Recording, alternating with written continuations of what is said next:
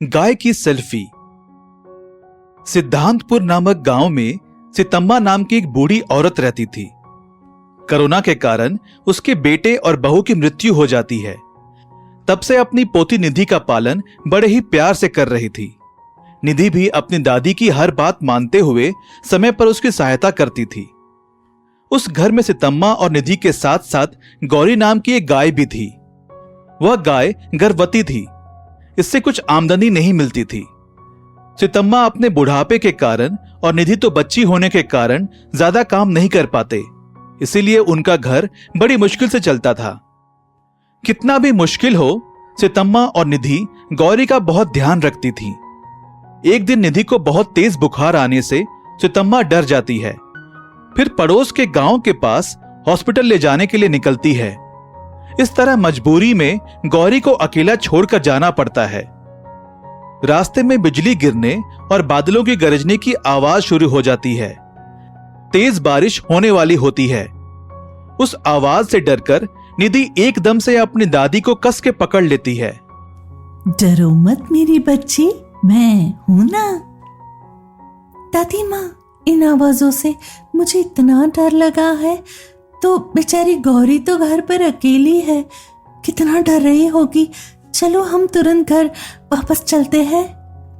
ठीक है बेटा, लेकिन पहले तुम्हें हॉस्पिटल ले जाकर एक बार डॉक्टर साहब को दिखाकर दवाई लेकर चले जाएंगे। तुम्हें तेज बुखार है ना। हॉस्पिटल बाद में चले जाएंगे दादी माँ, वहां गौरी अकेली है। चलो पहले घर चलते हैं। इस तरह जिद करती है। कितना समझाने पर भी रोने लगती है। तब सितम्मा वापस घर जाने के लिए निकलती है।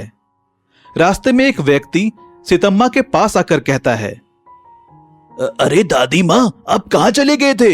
इतनी भयंकर बारिश के कारण आपकी गौरी चीख रही थी, तब जाकर देखा तो उसको बछड़ा हुआ है। ये खुशखबरी आपको मैं स्वयं देने के लिए कब से ढूंढ रहा हूं। वाह, अब मुझे अच्छा लग रहा है, यहां से खुशी खुशी जाऊंगा। कहकर वह व्यक्ति वहां से चला जाता है।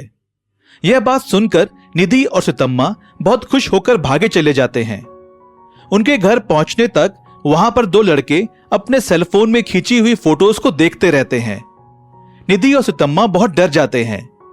तब निधि अपनी दादी माँ से कहती है, दादी माँ, हमारी गौरी को क्या हुआ होगा? सब ऐसे फोटो क्यों निकाल रहे हैं? मुझे बहुत डर लग रहा है। ऐसे रो मत बेटी, गौरी को कुछ नहीं हुआ। चलो देखते हैं। फिर दोनों गौरी के करीब जाते हैं। गौरी को देखते ही निधि दौड़कर उसके गले लग जाती है। दादी माँ, हमारी गौरी बिल्कुल ठीक है। हाँ बेटा, गौरी का बछड़ा कहाँ है? ये लड़के फोटो क्यों खींच रहे हैं? कहते हुए सितम्मा वहां देखकर एकदम से चौंक जाती है। तुरंत उस बछड़े के पास जाकर उसे पकड़ लेती है। फिर निधि को बुलाती है। बेटी निधि, यहाँ देखो तो। निधि दौड़कर अपने दादी के पास आकर बछड़े को देखकर चौंक कर खुश हो जाती है, क्योंकि वह बछड़ा बहुत छोटा और खूबसूरत होता है। शायद वह दुनिया का सबसे छोटा बछड़ा होगा। वह केवल 20 इंच ही है। इसलिए वह दोनों लड़के इस बछड़े की सेल्फी ले रहे थे। इन्हें देखकर वो लड़के वहां से चले जाते हैं। लेकिन सितम्मा इतने छोटे बछड़े को देखकर एक तरफ खुशी और दूसरी तरफ परेशान भी होती है, क्योंकि कहीं यह कोई बीमारी तो नहीं सोचकर निधि को बुलाती है। बेटा निधि, तुम गौरी और बछड़े का ध्यान रखना। मैं अभी स्वामी जी से मिलकर आती हूँ। अपना भी ध्यान रखना। पहले ही तुम इतनी बुखार से तप रही हो। दादी माँ, मैं बहुत तंदुरुस्त हूँ, मुझे बुखार नहीं है। पता नहीं कैसे, मैं पहले से बहुत अच्छा महसूस कर रही हूँ। हाँ, ये क्या? बिना दवाई के तुम्हारा बुखार कैसे कम हो गया? कुछ समझ में नहीं आ रहा। इस तरह चौंक जाती है। इतने में छोटा सा बछड़ा सितम्मा से बात करता है।